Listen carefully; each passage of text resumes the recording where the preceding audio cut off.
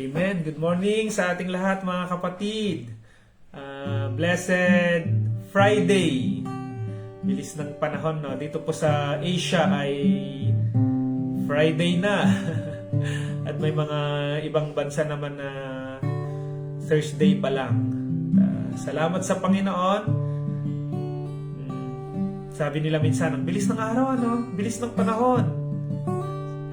At yung iba naman, dati daw yung yung paa, tuhod, balik at ulo ay kinakanta lang. Tapos ngayon daw ay pinapahilot na mga paa, tuhod. Sabi ng Awit chapter 90 verse 12. Sabi ng Awit chapter 90 verse 12 to 17. Yamang itong buhay namin maikli lang na panahon, itanim sa isip namin upang kami ay dumunong. Hanggang kailan pa ba, Yahweh, titiisin yaring bagay o yaring lagay nitong iyong mga lingkod sa gitna ng kahirapan? Kung umagay ipadamaya ang wagas mong pag-ibig, at sa buong buhay naming may galak ang aming awit. Yaong naging hirap namin tumbasan mo ng ginhawa, singhaba rin ng panahon ang ipalit na ligaya. Ipakita sa lingkod mo ang dakila mong gawain, at sa sunod naming lahi, ipadama ay gayon din. 17. Panginoon naming Diyos, kami sana'y pagpalain, magtagumpay sana kami sa anumang aming gagawin. Amen. Sa English niyan ay, help us, O Lord, to number our days. Tulungan tayo ng Panginoon na ma-realize talaga natin na maikli lang yung buhay at kailangan natin gamitin ito sa tama. Tayo ay dapat maging tapat na lingkod ng Panginoon. Amen. Tayo po muna ay manalangin. Salamat tayo sa Diyos sa bagong umaga at sa buhay na ipinahiram niya sa atin. Maibigin at dakila naming Diyos, salamat po Panginoon sa umagang ito. Ito ay pagpapala sa amin na magising sa araw na ito para ipagpatuloy yung aming mga ginagawa. Mangusap po kayo sa amin sa araw na ito. Turuan nyo kami, Panginoon, ng inyong mga salita. At ipaunawa nyo rin, O God, na maikli lang yung buhay namin. Hayaan mo, Panginoon, na lagi kang maghari sa puso, sa buhay ng bawat isa sa amin. At Lord, patawarin nyo po kami sa aming mga pagkukulang sa inyo, mga pagkakasala na nagawa namin in the past days, Panginoon. Tulungan at turuan nyo kami sa araw na ito to do your will. In Jesus' name we pray. Amen and amen.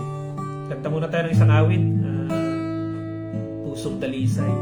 Hallelujah. Bigyan tayo ng Panginoon ng puso na naglilingkod sa Panginoon. Pusong tapat. Amen po ba, Brother Noel? Good morning kay kapatid na DT, author, Pinalba. Kay Mamang Lani, kasama din natin ngayon. Noel Domrigue Pascua, sa yata ito, Kawayan. At kay Pastor Marvin. Good morning, Pastor. Isang masipag dito na, lingkod ng Panginoon. Sige, umawit muna tayo ng isang awit. Pusong dalisay. Pusong dalisay ang aking nais. Amen. Nalikain, O Diyos, para sa akin. Pusong dalisay ang aking nais.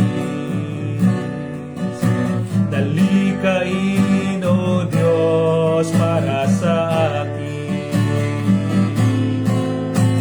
Isang pusong tapat na sa'yo'y nagmamahal. Isang pusong sa'yo'y walang alinlangan.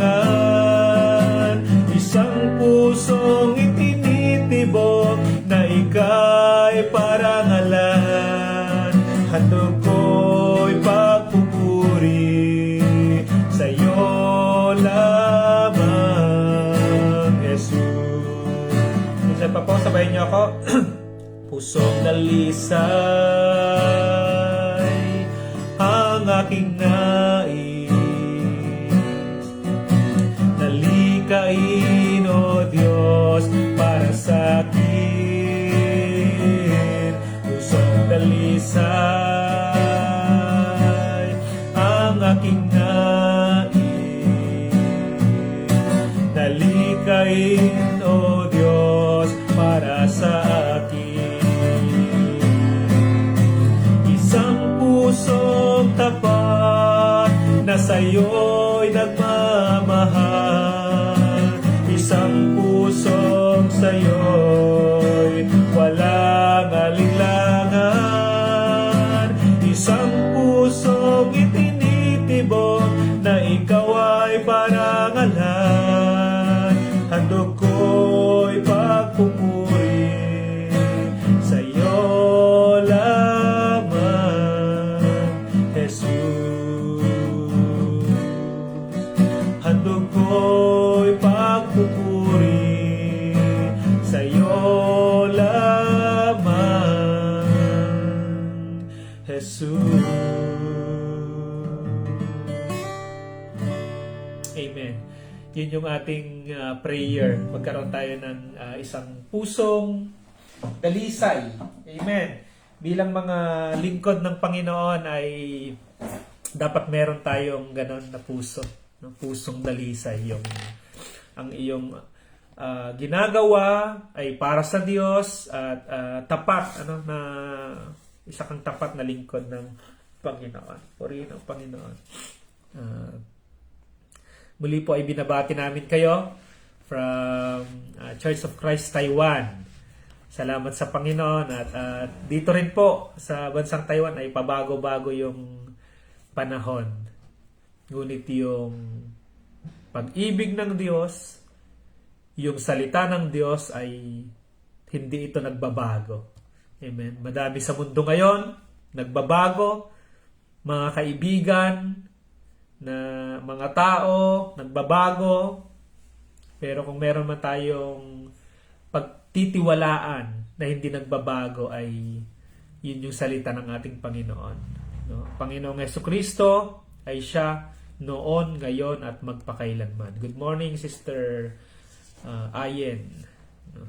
Sister Irene. Patuloy po tayo at binabati ko rin yung aking asawa, Sister Lovely.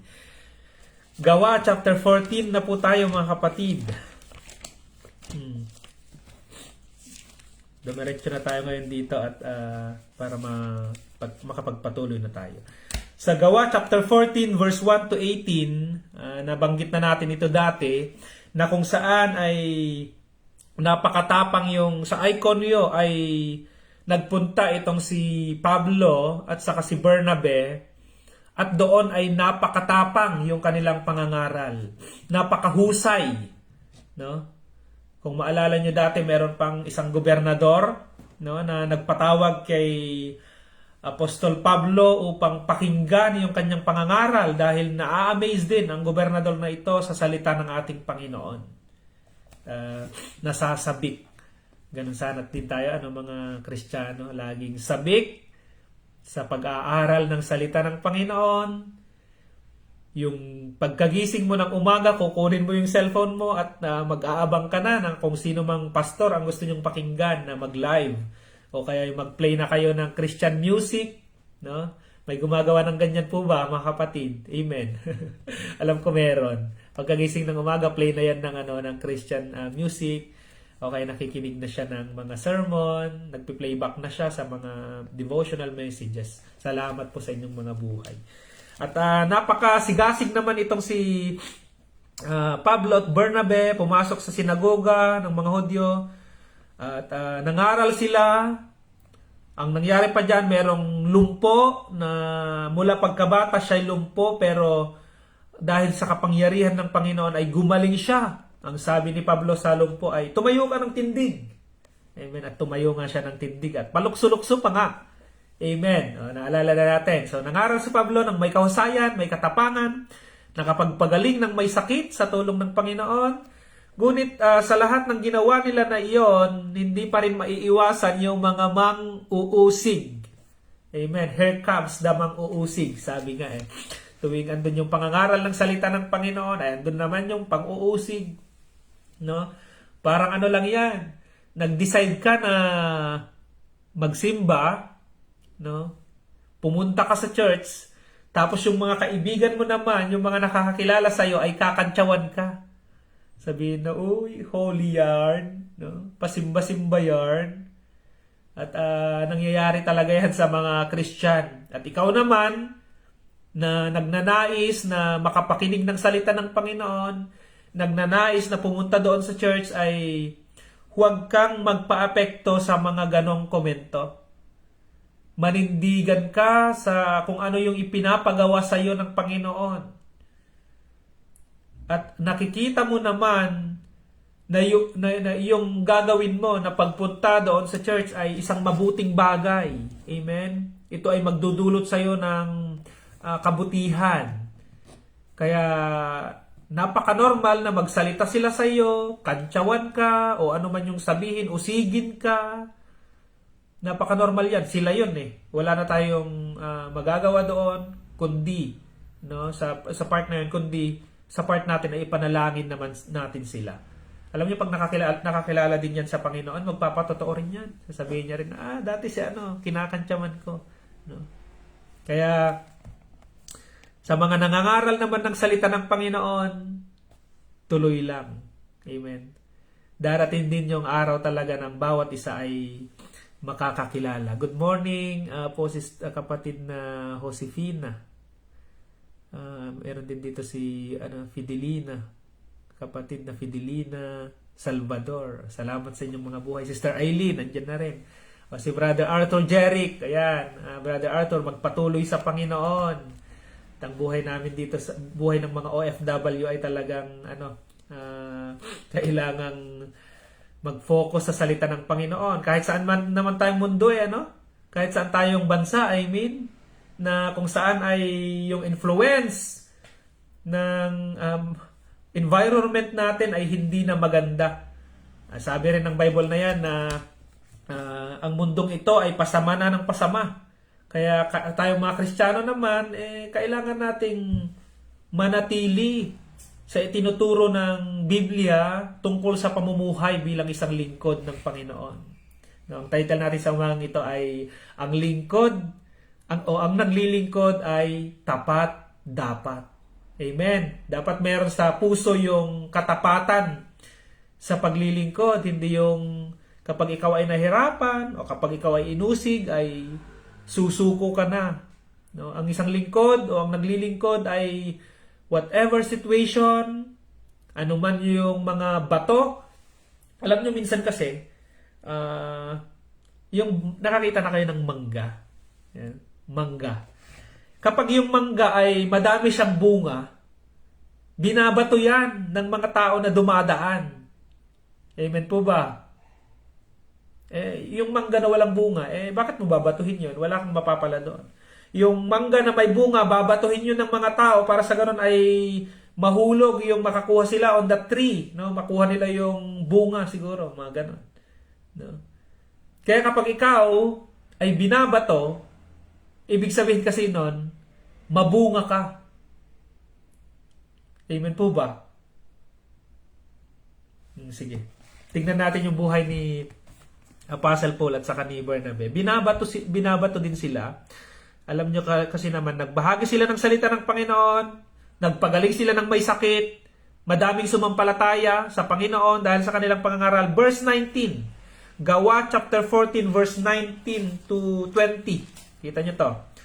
Ngunit, Gawa chapter 14 verse 19 to 20. Ngunit may mga Hudyong dumating doon mula sa Antioquia at Iconio. Sinulsulan nila ang mga tao laban kay Pablo at kanilang binato. Binato siya. Pagkatapos kinaladkad siya sa labas ng bayan sa pag-aakalang patay na. Subalit ng paligiran siya ng mga alagad, nagtindig si Pablo at pumasok sa lungsod. Kinabukasan, nagtungo sila ni Bernabe sa Derbe. Matinding nangyari kay Apostle Paul. Kita nyo minsan yung mga tao, ang bilis nilang makalimutan yung magandang ginawa ng kanilang kapwa. Kaya nakakalungkot na bagay. Sa verse 9 ay merong isang lumpo na mula pagkabata ay lumpo na, pinagaling siya ng Panginoon. At tuwang-tuwa yung mga tao. Talagang bilib na bilib sila sa kapangyarihan ng Diyos on that time. Pero nung may dumating na mga Hudyo rin, na sinulsulan nila yung mga tao, ito namang mga tao na ito, ang pinakinggan naman nila ay yung rinig-rinig lang nila. Hindi na yung nakita nila mismo. Nakita nila na may pinagaling, pero nung may paninira ay yun naman yung kanilang pinakinggan. Kaya minsan talaga, kahit na gumawa ka ng mabuti, at kapag ikaw ay nagkamali, ang nakikita ng tao yung pagkakamali mo. Minsan nga, may mga OFW na halos pinadala na lahat ng kanilang mga sahod. Di na inisip yung sarili, lahat na lang para sa mga mahal nila sa buhay o mga kaibigan sa Pilipinas o kung saan mang bansa. At nung tumanda na, ay hindi naman maalahala yung mga mabuting nagawa niya. Yan yung mga, minsan, naririnig-rinig ko lang sa, sa Facebook. Mga anong tawag doon, yung mga pakiramdam minsan ng mga tumutulong. Na kapag ikaw ay tumulong ng tumulong, pag ayaw na nila sa'yo, pag may narinig na sila na paninira sa'yo, yun naman ang kanilang pinapakinggan at hindi naman na maalala yung mabuti mong ginawa. Kaya napakahalaga. Alam niyo sa Biblia, ang paalala niya sa pagtulong. Kapag ikaw ay tumutulong, ay gawin mo iyon ng may kaluwagan sa puso. At huwag mo nang isipin kung masusuklihan pa yung paggawa mo ng mabuting bagay. Kapag tumulong ka, huwag mo nang isipin na masusuklihan ka pa ba. Halimbawa, pag nagbigay ka sa yung mga nanghihingi dyan sa daan, yung mga matatanda na nanghihingi. Pag nagbigay kang ganon, di ba hindi mo naman na iniisip na susuklihan ka nun? Ang iniisip mo na kapag nagbibigay ka sa tao na walang kakayanan ay ang Panginoon na ang magbibless sa iyo. Yun po yung binabanggit kanina ng isang awit na pusong dalisay. Na kapag tayo ay tumutulong at nagbibigay, anything na ginagawa natin ay iniisip natin yun na ang Panginoon na ang bahala naman sa atin. God knows the desires of your heart. God knows what you are doing in the ministry or whatever na pagtulong mo sa iyong kapwa, sa iyong pamilya. Ang unang nakakakita niyan ay ang Panginoon. Napakahirap yung sitwasyon ni Apostle Paul dito na pagkatapos nilang gumawa ng mabuting bagay, they shared the word of God, they healed the sick, pinagbabato siya at halos patay na siya. Ang word dito ay inakalang patay, kaya inalagay nila gaano kahirap yun, gaano yung sitwasyon ng inakala nila lang patay sa Apostle Paul. Ngunit ang ganda ron, pinaligiran siya ng mga kapatid, pinaligiran siya ng mga kapatid at tumindig si Pablo. At alam niyo ang ginawa niya, pumunta sa Derbe, tuloy na naman ang pangangaral. Sabi kanila na possible na si Apostle Paul ay may bukol dito kasi pinagbabato siya Dumudugo dito. At yung paglalakad niya ay paika-ika. Pero anong ginawa na Apostle Paul? Tuloy pa rin ang pangangaral ng salita ng Panginoon. Kaya nasabi ko nga kahapon na yung sitwasyon natin ay hindi yun yung pipigil sa atin sa pagbabahagi ng salita ng Panginoon. Kapag tayo ay dumaranas ng sitwasyon, ay hindi yun nagpapahina. Hard situation will not limit the power of the words of God. Amen po ba? Mapagpalang umaga po bro at sa mga kapatid. God bless us all. Sabi ni kapatid na Benedict Valeriano. Taga saan po kayo? Sister Shirley, good morning po sa inyo. Kaya anumang mga sitwasyon na pinagdadaanan natin ay magpatuloy tayo sa paglilingkod sa Panginoon. Gawa chapter 14 verse 21. Ipinangaral ni na Pablo at Bernabe ang mabuting balita sa Derbe, at marami silang nahikayat na maging alagad. Amen. Alam niyo ang hirap ng kanilang sitwasyon. Alam mo may mga pastor diyan na kapag humahayo ay Minsan walang masakyan na motor, naghahanap ng tricycle o kaya kung kani-kanino nanghihiram pala. Wala palang nagpapahingi ng motor. Kung kani-kanino nanghihiram ng naalala ko tuloy yung ministry ko noon sa Apari naman yon, no, na pero estudyante ka pa ako noon, papasyalan ko yung mga kapatid, nagbabike ako at habang nagbibisikleta ako, alam mo yung bisikleta ko pang bata, hiniram ko lang yon. At yun yung ginagamit ko pag nagbabike ako, ikutin ko yung mga bata noon kasi kids ministry ang hawak ko noon. At sobrang lungkot ako noon dahil ang hirap naman ng buhay ng pastor. kaya minsan kapag dumaranas tayo ng ganon, ay parang nagkakaroon tayo ng self-pity na ayaw mo nang magpastor. Ayaw mo nang maging lingkod ng Panginoon. Magtrabaho na nga lang ako. Ganito. Kaya salamat sa Panginoon ay hindi yun kabawasan sa salita ng Panginoon. Yung power of God, kahit na mahirap yung sitwasyon, ay kapag merong mga tao na nagtutuloy pa rin, na nagbabahagi ng salita ng Panginoon, the power of the Word of God still remains. And the power and the love of God will still work in the life of those people na makakarinig ng salita ng Panginoon. Amen po ba? Normal naman yata yon na makaramdam ka ng paghihina minsan. Pero salamat sa Panginoon, kaya nga araw-araw tayo ay nagpipray, araw-araw ay pinapakain natin yung ating spiritual, no, na buhay para sa ganoon ay meron tayong lakas sa bawat sitwasyon na dumarating sa atin. Verse, ito, at kahit na mahirap yung sitwasyon ni Pablo at ni Bernabe, nangaral sila sa salita ng Panginoon at maraming sumampalataya. Saludo din tayo sa mga tao na ito na kahit nakikita nila na mahirap yung sitwasyon ng tagapangaral, no, hindi maganda. Marahil bukol-bukol kasi Apostle Paul ngayon eh. Sabihin natin, hindi pogi yung nangangaral. No? Pero maraming sumampalataya. Bakit? Yung mga tao kasi ay nakafocus doon sa salita ng Panginoon. At sinasamahan naman ng Diyos yung pangangaral. Si kapatid na Benedict ay local church po. Santo Niño, Plaridel, Bulacan, Church of Christ. Amen. Sana mapasyalan din natin yung mga kapatiran natin. Pero maganda rin, may online. Dito na tayo nakakapag-fellowship. 22, pinatatag nila ang kalooban ng mga alagad at pinagpayuhan na manatiling tapat sa pananampalataya. Ito yung payo ni Apostle Paul. No? Maging tapat sa pananampalataya. Tapusin ko na ang basahin to hanggang sa dulo. Sige. Sabi ni Apostle Paul, magdaranas muna tayo ng maraming kapighatian bago makapasok sa kaharian ng Diyos. Turo nila sa kanila. Sa bawat iglesia, humirang sila ng matatandang mamamahala at matapos manalangin at mag-ayuno, ang mga ito'y itinagubilin nila sa Panginoon na kanilang pinananaligan. Tinahak nila ang Pisidia at nakarating ng Pamphylia. Ipinangaral nila sa Perga ang salita ng Diyos at pagkatapos ay bumaba sila sa Atalia. Mula roon, naglayag silang pabalik sa Antioquia. Dito sila nagsimula ng gawaing ginanap nila. Matapos silang itagubilin sa pagkakalinga ng Diyos.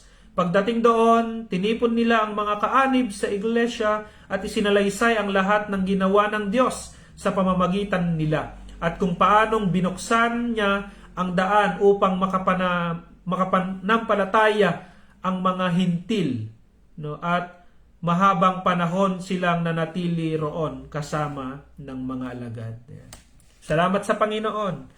Ikwento ni Apostle Paul at ni Bernabe yung mabuting ginawa ng Diyos, yung mga kamangha-mangha na ginawa ng Diyos sa kanilang first missionary journey.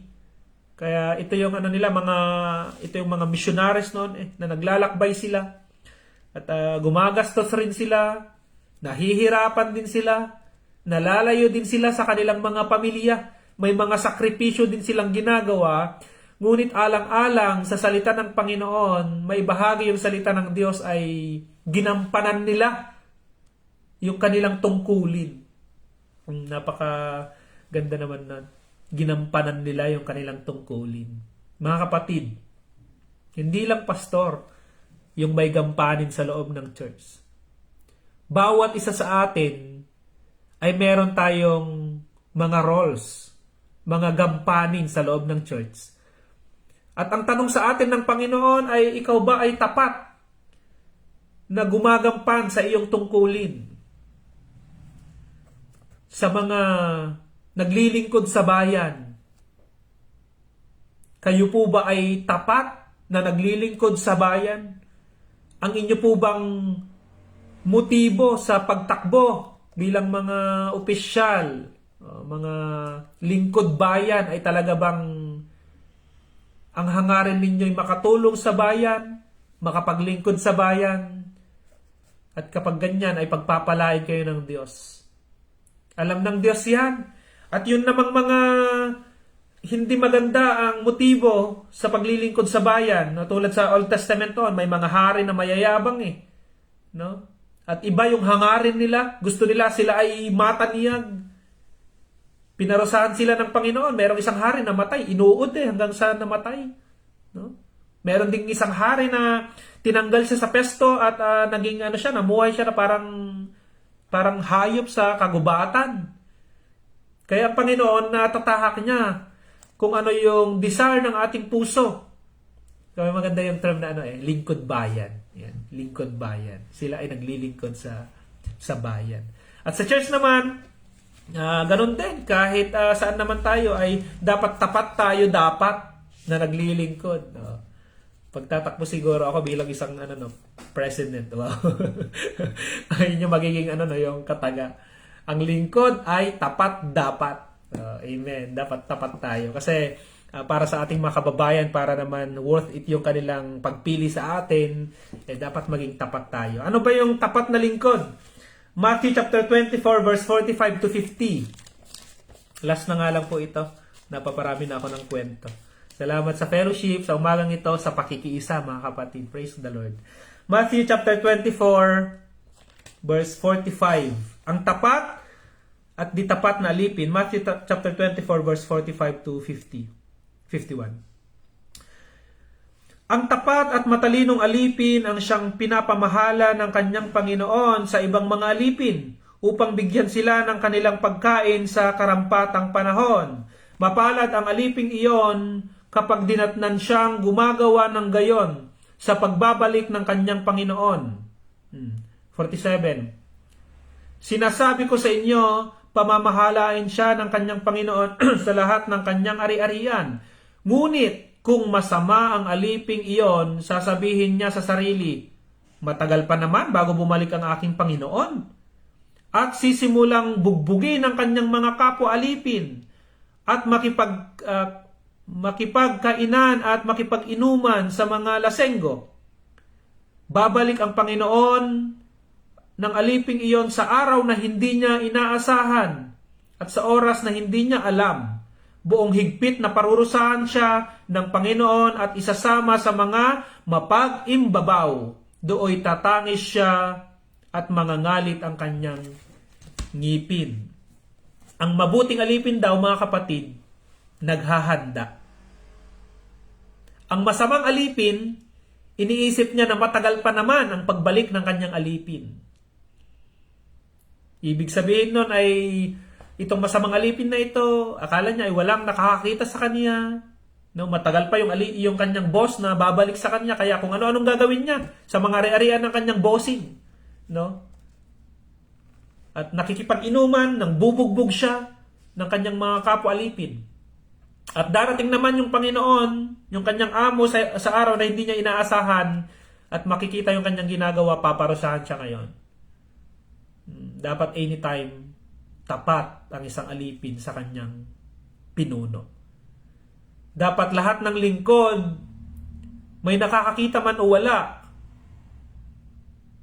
ay tapat dapat na naglilingkod. Amen po ba? Ang Diyos ay nakikita kanya araw-araw. Walang lihim na hindi mabubunyag sa harapan ng Panginoon.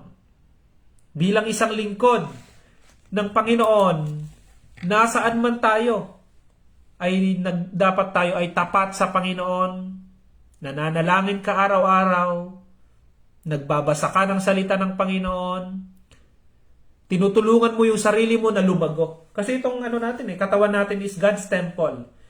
Alam niyo yung pinakaunang assignment natin na alagaan? Sarili. Amen? Alagaan natin tong sarili natin. At tulungan natin na makasunod ito sa kagustuhan ng Panginoon. May mga panood minsan na maganda, may mga panood din na hindi maganda. Ang pipili ay ikaw. Anong pipiliin mong panoorin, yung maganda or hindi maganda? May mga oras na binigay sa atin, you will be the one to choose kung saan mo gagamitin yung oras na binigay sa iyo ng Panginoon. You are free to choose, but you are not free from its consequences. No, you are free to choose, but you are not free sa kanyang consequences. Merong yan. Merong mga consequence kung ano yung gagawin mo sa buhay mo, kung saan mo gagamitin yung oras mo. No, may mga consequences yan. At kung ginamit mo ito sa maganda, magbubunga rin ito ng maganda sa iyong buhay. Salamat sa Panginoon. Binigyan tayo ng Diyos ng katalinuhan, mga kapatid. No? Hindi lang para mamili ng mga kandidato ngayon.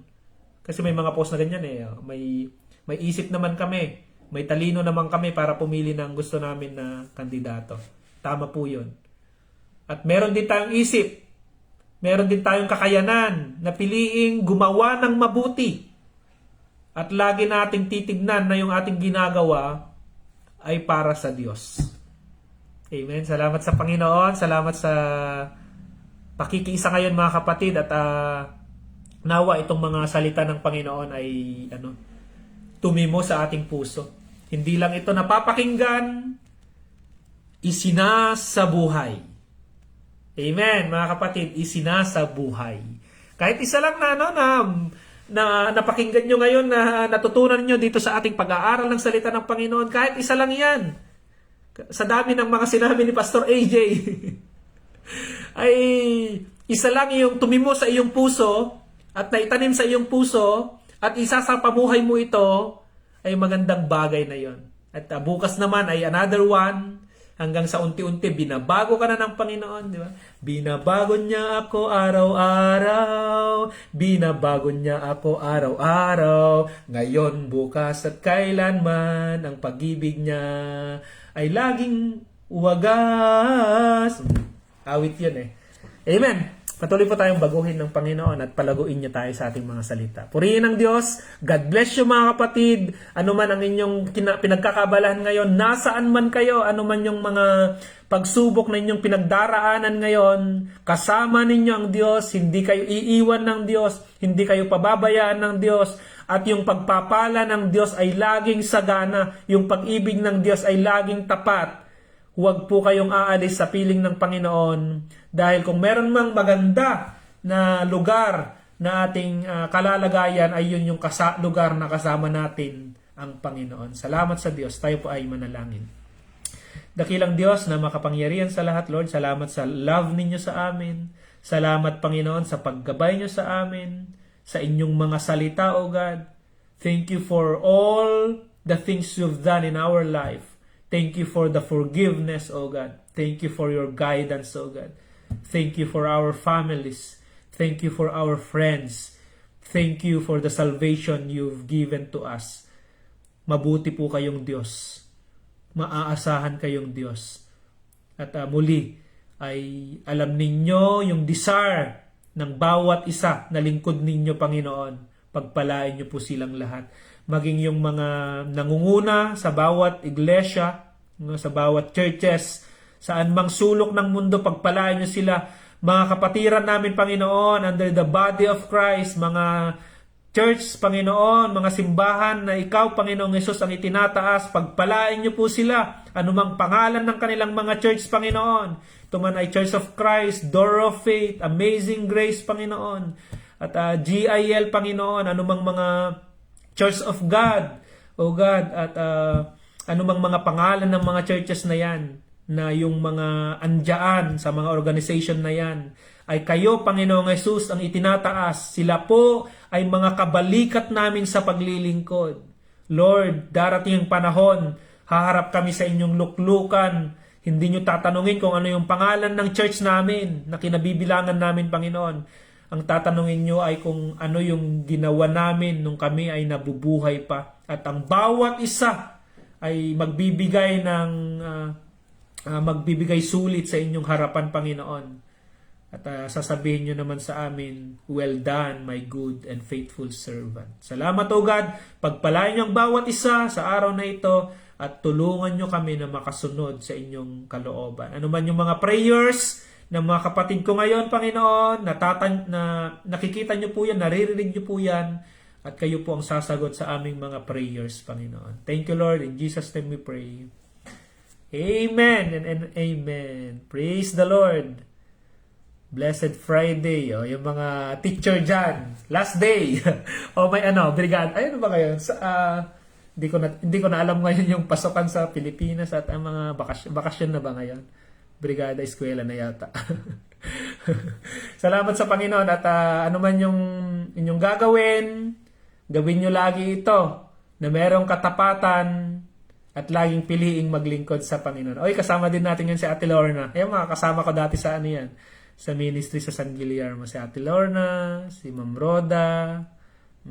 Praise the Lord. Salamat. Magpatuloy tayo sa paglilingkod sa Panginoon. God bless po. Bye-bye.